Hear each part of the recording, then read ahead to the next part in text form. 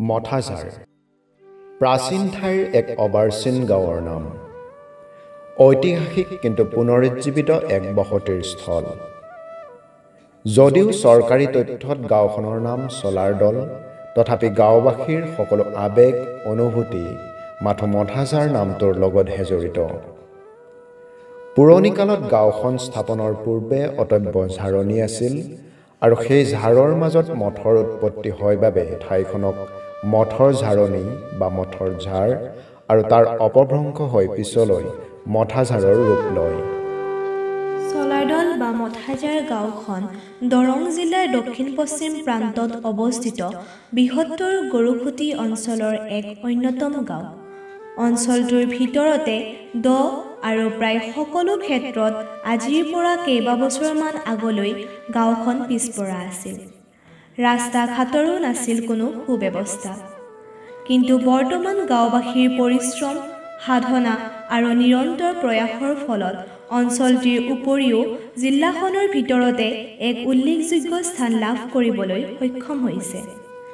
গাঁওবাসী কঠোৰ পৰিশ্ৰমী আৰু অধ্যৱসায়ী হোৱাৰ বাবে খেতি-বাতি, ব্যৱসায়-বাণিজ্য, পশুপালন, চাকৰি আদিৰ জৰিয়তে গাঁওখনক বহু কম সময়ৰ ভিতৰত ক্ষিপ্ৰতাৰে উন্নতিৰ পথত আগুৱাই লৈ যাবলৈ সক্ষম হৈছিল। চলাৰদল গাঁওখন মূলতঃ এক কৃষিপ্ৰধান গাঁও। গাঁৱৰ লোকসকলে বৰ্তমান বছৰৰ বিভিন্ন সময়ত বিভিন্ন ফচলৰ খেতি-বাতি কৰি আহিছে।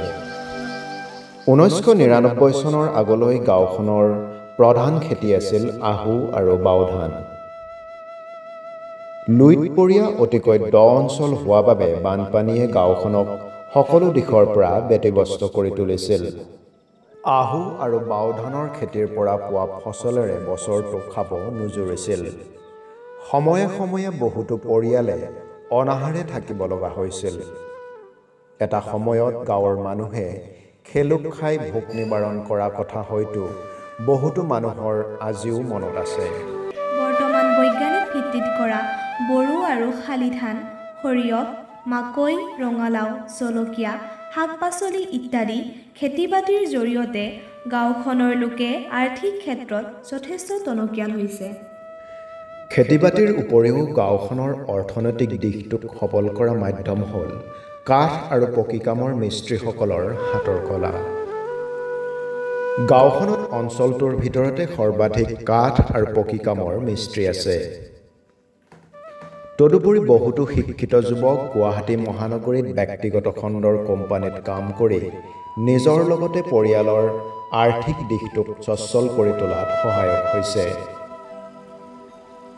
গাঁওখনত বৰ্তমান সৰু বৰ মিলি প্ৰায় 30জনমান লোক চৰকাৰী সেৱাত ব্ৰতী হৈ আছে।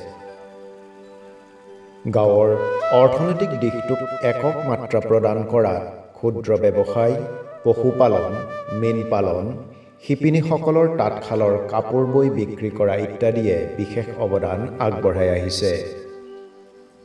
প্ৰাক-স্বাধীনোত্তৰ কালৰ গৰুখুটি অঞ্চলৰ অন্যতম শিক্ষানুষ্ঠান দুশতনী প্ৰাথমিক বিদ্যালয় প্ৰতিষ্ঠাৰ 110 বছৰ পিছত আৰু ভাৰতবৰ্ষই স্বাধীনতা লাভ কৰাৰ দুবছৰ আগত 1945 চনত মথাঝাৰ গাঁৱৰ সেই সময়ৰ পুৰোধা আৰু দূৰদৃষ্টি সম্পন্ন ব্যক্তি স্বৰ্গীয় পয়েলু নাথ, কাশীৰাম নাথ, লেলপা নাথ, হৰিধন নাথ, নাওমল নাথ, বলি নাথ আৰু বহুজনৰ প্ৰচেষ্টাত চলাৰদল গাঁৱৰ মাজমজিয়াত এটি বিদ্যামন্দিৰ স্থাপন কৰিছিল, যাৰ নাম 147 নম্বৰ চলা প্ৰাথমিক বিদ্যালয়।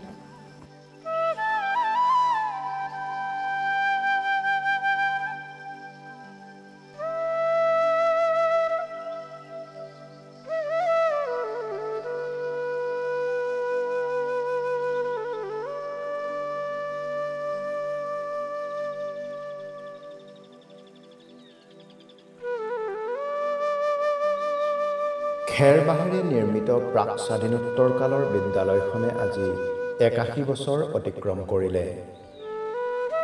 গাঁওবাসীয়ে এই আকাশবন্তি গছিৰ উন্নয়নৰ বাবে জাক-জমকতাৰে মহাৰজত জয়ন্তী অনুষ্ঠান 3 দিনীয়াকৈ বৰ্ণাঢ্য কাৰ্যসূচীৰে পালন কৰিছে।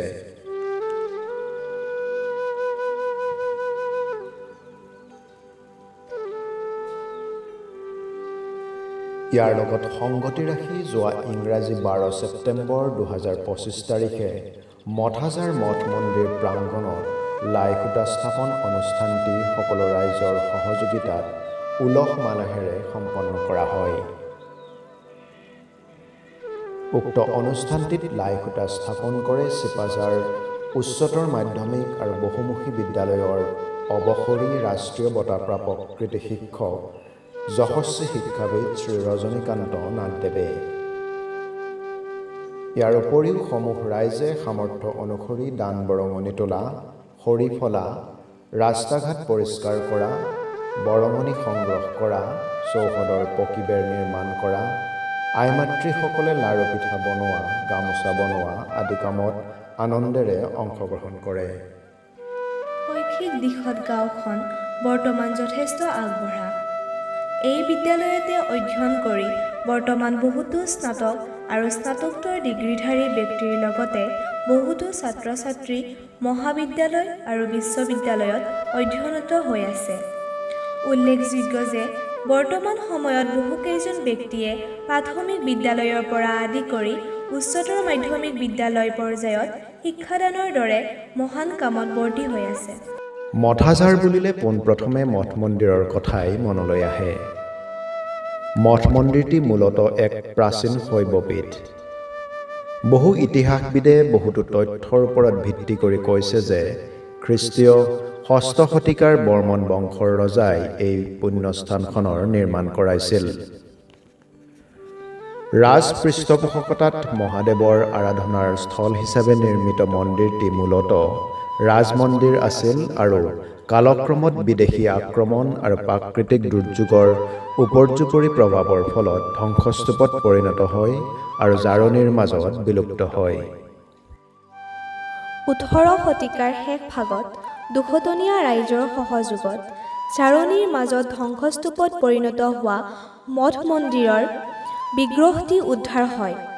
পিছলৈ সেই স্থানত লোকসকলে জাৰণিৰ মাজত এটি সৰু মন্দিৰ স্থাপন কৰি পূজা অৰ্চনাৰে মহাদেৱক আৰাধনা কৰে।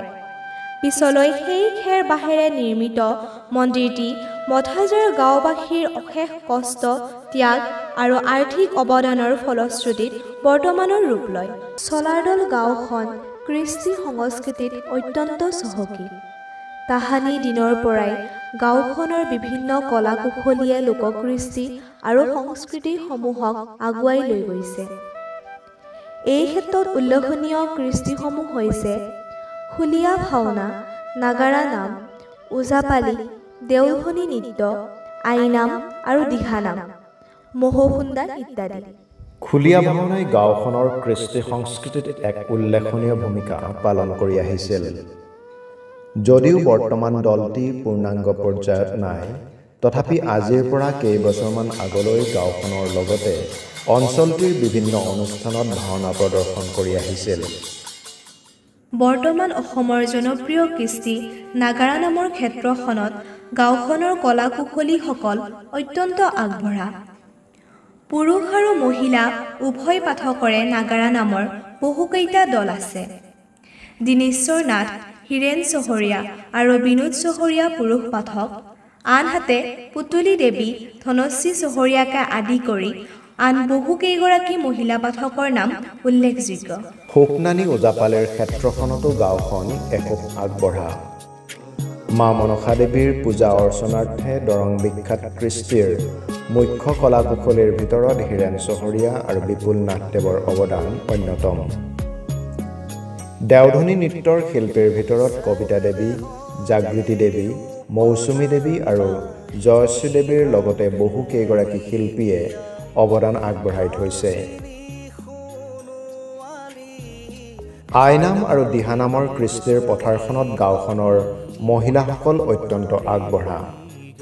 বৃহত্তৰ গাঁওখনত প্ৰায় 12 গৰাকী দিহানামৰ পাঠিকা আৰু 2 গৰাকী আইনামৰ পাঠিকাই এই মহিলা কৃষ্টিক চহকী কৰি ৰখাত মুখ্য ভূমিকা পালন কৰি আহিছে। মূলতঃ বিয়া সবাহৰ দৰে মাংগলিক অনুষ্ঠানত বিয়ানাম কৃষ্টি প্ৰদৰ্শন কৰা দেখা যায়। উৰুলি এই কৃষ্টিৰ অতি স্বকীয় তথা গুৰুত্বপূৰ্ণ অংগ। ধেমালি আৰু বিৰহ মিশ্ৰিত বিয়ানাম বা গীতৰ কৃষ্টি সংস্কৃতিত গাঁৱৰ আই মাতৃসকলৰ বলিষ্ঠ অৱদান স্বীকাৰ্য। মহোহো বা মহকুন্দা গাঁওখনৰ এক অন্যতম হাস্যৰসিক কৃষ্টি। সকলো বয়সৰ লোকে মিলি আহিন মাহত গাঁৱৰ প্ৰতি ঘৰত মহকুন্দা কৃষ্টি প্ৰদৰ্শন কৰি মানুহৰ মনত এক অনাবিল সুখৰ অনুভূতি যোগায়। বিহু নৃত্যৰ ক্ষেত্ৰতো গাঁওখনৰ প্ৰদৰ্শন অতি উল্লেখনীয়। মইনা আকাশীতৰা চেমনীয়া বিহু দল, মেজাংকৰি সাংস্কৃতিক গোষ্ঠী আৰু ৰঙামণি বিহু দলে বিভিন্ন ঠাইত প্ৰদৰ্শনেৰে প্ৰশংসা আৰু পুৰস্কাৰ বুটলিবলৈ সক্ষম হৈছে। মহিলাসকলৰ দ্বাৰা প্ৰদৰ্শিত জেং বিহুৰ ক্ষেত্ৰতো গাঁওখনৰ মহিলাসকল সদায় উৎসাহিত হোৱা দেখা যায়। ৰঙালী বিহুৰ সময়ত বিহু অনুষ্ঠান আৰু ঘৰে ঘৰে জেং বিহুৰ প্ৰদৰ্শন চাবলৈ অতি মোহনীয়া হৈ উঠে। গাঁওখনত ঐতিহাসিক সমল হিচাপে ঐক্য আৰু সমন্বয়ৰ প্ৰতীকস্বৰূপ শৈৱপীঠ মঠ মন্দিৰ আৰু বিষ্ণু মন্দিৰ, মঠৰ দেউলৰ ভেটি, ৰজাদিনীয়া পুখুৰীসমূহ যেনে মঠৰ পুখুৰী, কলাখাদুপ, জটীয়া পুখুৰী, ন পুখুৰী, গাগলগনি পুখুৰী, জোৰ পুখুৰী আৰু হাপানীয়া পুখুৰীয়ে পুৰণি ঐতিহ্য বহন কৰি আহিছে। যাতায়াতৰ ক্ষেত্ৰত ক'বলৈ গ'লে গাঁওখনৰ ইমূৰৰ পৰা সিমূৰলৈ সোঁমাজেৰে যোৱা মূল পথটো পকীৰে নিৰ্মিত আৰু চুবুৰীসমূহত যোৱা উপপথবোৰ কেঁচা আৰু কিছু শিল থকা। যাতায়াতৰ ব্যৱস্থা সুচল হোৱা হেতুকে গাঁওখনৰ যোগাযোগৰ ব্যৱস্থা যথেষ্ট সুগম হৈছে। 147 নম্বৰ চলা প্ৰাথমিক বিদ্যালয়ৰ মহাৰজত জয়ন্তীৰ এই পবিত্ৰ ক্ষণত চলাৰদল গাঁৱৰ আৰ্থিক, সামাজিক, সাংস্কৃতিক আৰু শৈক্ষিক ক্ষেত্ৰখনলৈ অৱদান আগবঢ়োৱা প্ৰত্যেকগৰাকী ব্যক্তিলৈ আমি উদযাপন সমিতিয়ে আন্তৰিক ধন্যবাদ আৰু কৃতজ্ঞতা জ্ঞাপন কৰিছোঁ। আমি সেইসকল প্ৰয়াত মহান আত্মাকো শ্ৰদ্ধাৰে সোঁৱৰিছোঁ যিসকলৰ অক্লান্ত প্ৰচেষ্টা আৰু মহান ত্যাগৰ ফলত 147 নম্বৰ চলা প্ৰাথমিক বিদ্যা মন্দিৰটিয়ে আজিৰ এই ৰূপ পাবলৈ সক্ষম হৈছে। আমি আশা কৰোঁ চলাৰদল গাঁৱৰ আৰু বিদ্যাৰ বটবৃক্ষটিৰ স্বৰ্ণিল যাত্ৰা অনন্তকাললৈ অব্যাহত থাকক। জীৱনী আমাৰে গাঁও মথাঠাৰ তাতে চলা প্ৰাথমিক বিদ্যালয়।